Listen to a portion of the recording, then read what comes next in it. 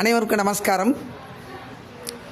என்னுடைய தொகுப்பை எல்லோரும் நல்லா பார்த்துட்ருக்கீங்க. மிக்க மகிழ்ச்சி, நன்றிகள், வாழ்த்துக்கள்.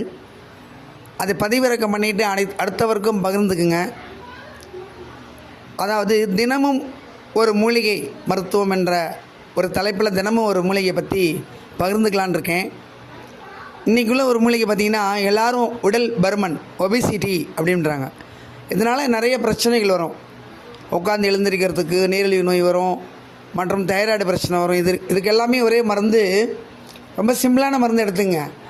பூசணி சாறு, வாழைத்தண்டு சாறு, அருகம்புல் சாறு, இதெல்லாம் போட்டு அப்படியே மிக்சியில் அடித்து நல்லா வடிகட்டிட்டு காலைல ஒரு டம்ளர், நைட்டு ஒரு டம்ளர் 48 நாள் சாப்பிடுங்களேன். எவ்வளோ பெரிய நீங்கள் உடல் பருமனாக இருந்தால் கூட வித்தின் 6 மந்தில் நல்லா குறைஞ்சிடலாம். ஏன்னா குறுகிய காலத்தில் சொன்னோம்னா, ஐயா அப்படி சொல்லிட்டாரு நம்ம குறையிலே நீங்கள் வருத்தப்படுவீங்க.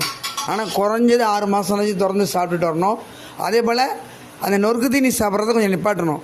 இதுபோல் நம்ம உடலை பாதுகாத்து பேணி வளர்த்து என்றும் நலமுடன் வளமுடன் வாழ்வோம். நன்றிகள், வாழ்த்துக்கள்.